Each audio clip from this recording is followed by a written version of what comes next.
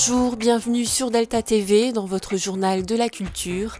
Au sommaire de ce mercredi 30 avril 2014, Jean Rouland sera à l'honneur ce samedi 3 mai à Gravelines, une fête auquel le public est convié. Des stages de graffiti et de théâtre ont été organisés durant ces vacances scolaires au Centre artistique et culturel François Mitterrand. Et on commence ce journal avec le guitariste et compositeur Alain Blazing qui était à Lonne Plage durant 3 jours dans le cadre d'une résidence pour présenter son travail à des publics variés.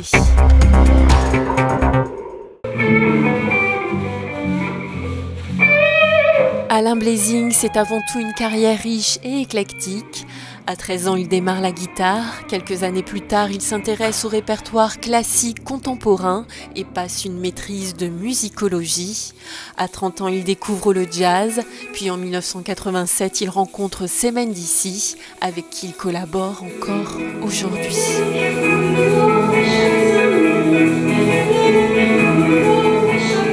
Elle est une chanteuse d'origine turque qui est grande spécialiste des répertoires de musique traditionnelle et classique. Ce qu'on appelle la musique classique ottomane, donc une musique tout à fait particulière. Et puis depuis 1987, on a fait 7 disques et puis près de 2000 concerts, quoi, un peu partout dans le monde. En résidence dans le Dunkerquois, Alain Blazing ouvre une fenêtre sur le monde à travers sa musique pour faire accepter la différence.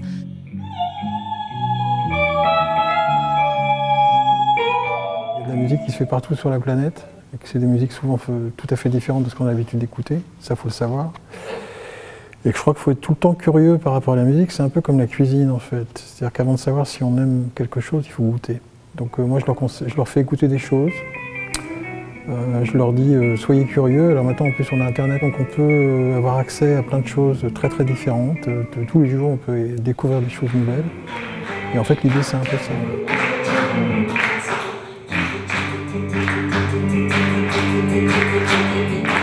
Quel que soit le style de musique abordé, le guitariste et compositeur reste toujours dans le même contexte de musique improvisée. Il improvisera le mercredi 7 mai à 18h30, le temps d'un ciné-concert sur le film de Frédéric Touchard, La Digue, au Varlin, à Grande-Synthe.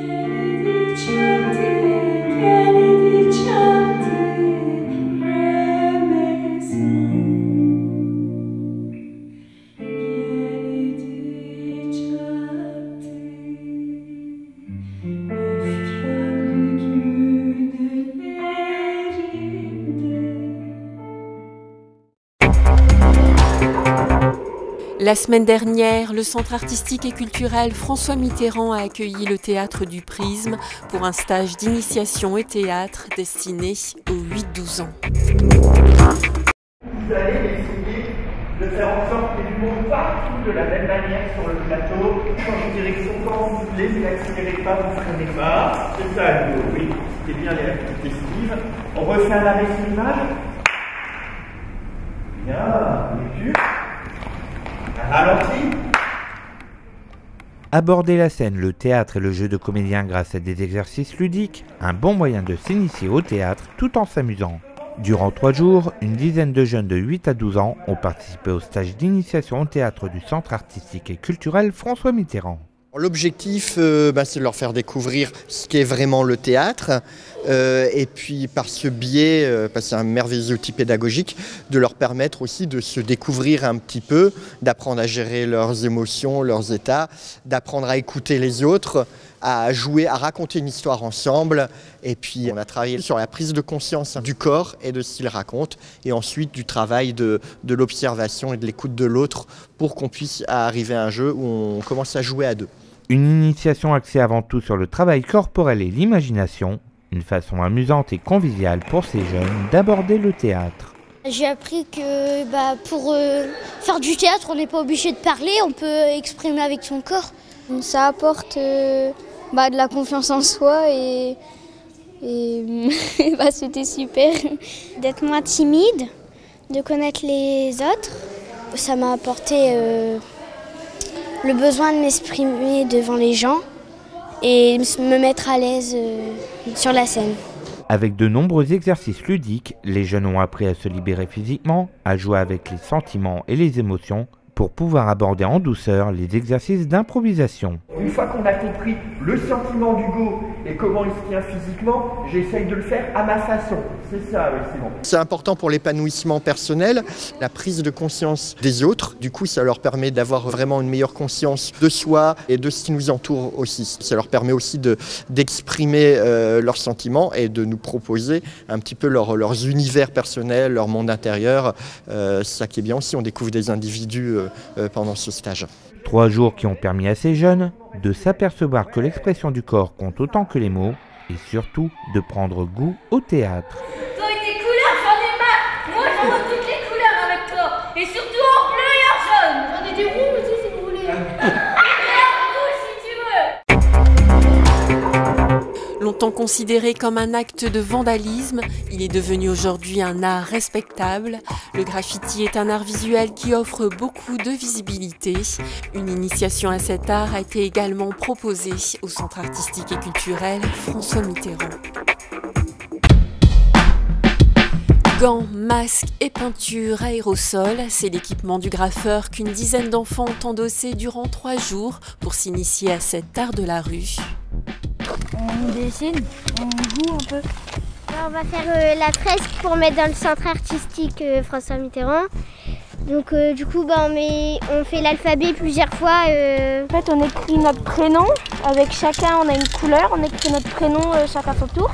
Puis à la fin on va pouvoir reconnaître nos prénoms grâce aux couleurs. Moi j'aime bien créer les choses. Quand on fait par exemple un tableau, quand on appuie sur la bombe, ça fait bien. Ça rend bien à la fin. Les apprentis étaient encadrés par Alexis de Furnes qui les a guidés tout en leur laissant carte blanche. Car le graphe sert de lieu pour laisser libre cours à son imagination.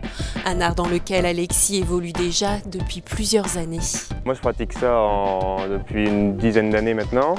Et depuis 4 ans de manière professionnelle. Donc j'en vis depuis 4 ans en association et en auto-entreprise. À la fois dans des animations comme celle-ci pendant les vacances et aussi hors période de vacances avec des prestations simples comme des décorations dans les chambres d'enfants, dans les cafés, dans divers lieux. Le graffiti est le miroir de nombreuses civilisations parfois oubliées. Abbeville est un atout touristique avec un musée à ciel ouvert en perpétuel renouvellement. À Gravelines, il a été pratiqué en toute légalité. La fresque réalisée trouvera même sa place au sein du Centre artistique et culturel François Mitterrand. L'artiste Jean Rouland vous sera conté et chanté par celles et ceux qui le connaissent le samedi 3 mai à l'occasion de son exposition présentée au musée du dessin et de l'estampe originale. Paul Ripoche, directeur du musée, nous présente le programme. Le samedi 3 mai, à partir de 16h, nous invitons le public, dans le cadre de l'exposition que nous consacrons à Jean Rouland, à une après-midi à la fois qui est un hommage, aussi un hommage festif qui lui est consacré. Nous avons invité Bruno Wouters, qui est l'auteur d'un livre qui s'appelle Jean et Marie, qui est un livre en fait biographique, qui retrace à la fois le parcours artistique et puis de ce couple d'artistes, donc Jean Rouland et sa femme Marie-Christine Rémery. Et donc il y a ce caractère humain toujours qui se retrouve de toute façon dans l'œuvre de Jean et qui traverse complètement ce livre. Donc il s'agit d'aller à la rencontre de Bruno Wouters, l'auteur, de Marie Rémery donc aussi qui sera présente, de Jean Rouland sera là également, et puis de parler de tout cela et d'échanger avec le public sur cet épisode de leur vie. Il y aura un certain nombre de personnes proches de Jean Rouland, je pense, ce jour-là.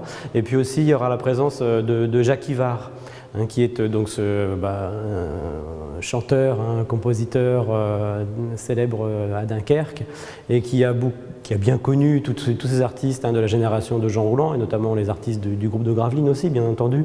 Et donc il sera là, amicalement, et pour aussi chanter, tout simplement, durant cet événement, qui sera aussi une occasion de partager un verre. Quelque chose de très simple, très amical, mais aussi avec un contenu qui est celui de ce livre. Et on termine avec l'exposition Jean Rouland Dessiner la chair, présentée jusqu'au 25 mai au musée du dessin et de l'estampe originale de Gravelines. combattant blessé pendant la bataille de Verdun, père admiré et regretté, l'ombre de Jules, père de Jean Rouland, hante ses œuvres qui portent les stigmates de ses récits de l'horreur. Jeté sur les routes de l'Exode à la veille du second conflit, Jean Rouland, alors âgé de 8 ans, sera à son tour témoin du péril de l'homme. Les images du petit garçon hanteront à jamais sa création. Dessiner la chair mutilée, modeler des visages meurtris, sculpter des corps décharnés. Dans ce corps à corps avec la matière, l'artiste se livre à un combat sans merci. Son combat qui l'anime et le maintient en vie. On ne peut pas rester insensible à l'œuvre de Jean Rouland. Le côté tragique, mais à la fois extrêmement humain, la force qui se dégage de l'œuvre, ça a été vraiment le premier artiste à me toucher vraiment très très fort. On sent un geste libre, on sent une très forte personnalité derrière et vraiment on a affaire à vraiment un artiste de très très grand talent et l'un des grands sculpteurs français de notre époque. L'artiste fait à son tour figure de père et de modèle. Ses œuvres offrent une leçon d'histoire, marquent les esprits et nourrissent d'autres créations. Seul et nu, transi par le froid, par quoi d'autre? Il n'ira pas plus loin. Ici ne s'ouvre à la terre aucun horizon. Ce qui reste des arbres, un tronc peut-être, sert d'entrave ou d'appui pour repousser la chute. L'écorce et la peau rongée, trouée, le supplice identique. Rien ne l'arrête. Depuis longtemps, la sève a disparu. La chair est presque exsangue. Aujourd'hui, c'est sur l'histoire de Jean Rouland, son combat contre la mort et pour la vie, que Bruno Wouter s'est penché pour écrire Jean et Marie. Je connaissais Jean à Lille, je l'avais côtoyé très souvent. C'était un feu follet, un artiste très inspiré, un poète.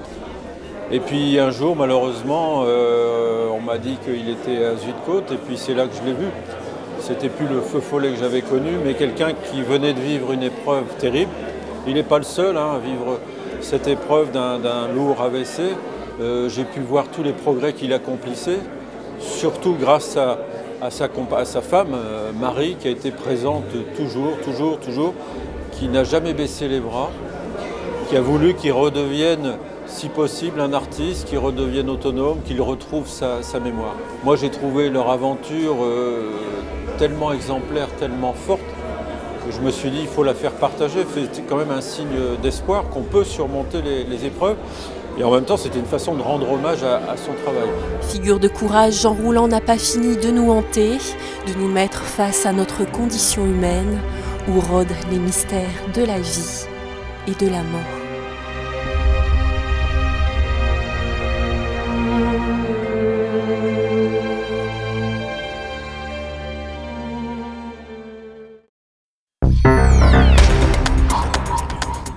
C'est la fin de ce journal, merci de l'avoir suivi.